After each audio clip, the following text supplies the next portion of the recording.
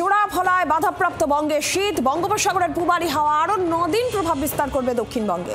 বাড়বে দিন এবং রাতের তাপমাত্রা, দোষের হবে বাতাসে বেড়ে যাওয়া জলীয় বাষ্পের পরিমাণ। সাময়িক গায়েব হবে শীত।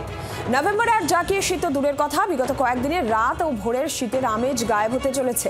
বঙ্গোপসাগরে আগামী শনিবার তৈরি হতে চলেছে শক্তিশালী ঘূর্ণাবর্ত, যা পরবর্তী 72 ঘন্টায় নিম্নচাপে পরিণত হতে পারে এবং এই সিস্টেম 26শে নভেম্বর মৃদু শক্তির একটি ঘূর্ণিঝড়ের রূপ নিতে পারে বলেও জানাচ্ছে কয়েকটি আন্তর্জাতিক আবহাওয়া গবেষণা সংস্থা।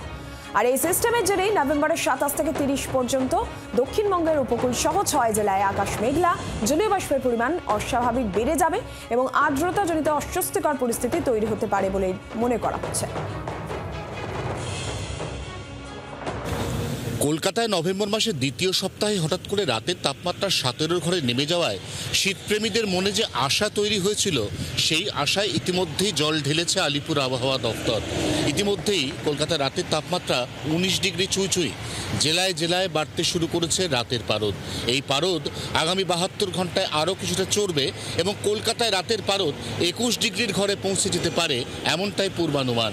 এর সঙ্গে বঙ্গোপসাগরে নতুন করে আগামী শনিবার যে সিস্টেম তৈরি হচ্ছে, এই সিস্টেমের হাত ধরে 27 তারিখ থেকে বাংলায় সম্পূর্ণ মেঘলা আকাশ।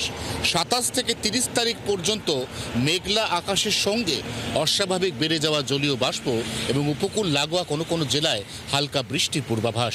উত্তরবঙ্গের ক্ষেত্রেও শীত ভাগ্য এই মুহূর্তে কিছুটা বিরূপ, কারণ পশ্চিমী ঝঞ্ঝার বাধায় উত্তর পশ্চিম ভারতের কনকনে ঠান্ডা হাওয়ার স্রোত সম্পূর্ণ রুদ্ধ। এই অবস্থায় দার্জিলিং, কালিম্পং এবং সিকিমের পার্বত্য এলাকায় 21 এবং 22 তারিখ হতে চলেছে হালকা থেকে মাঝারি বৃষ্টি। 24 ঘন্টার জন্য ক্যামেরায় তরুণের সঙ্গে অয়ন। বাংলার আওয়াজ, বাঙালির আবেগ, জি 24 ঘন্টা।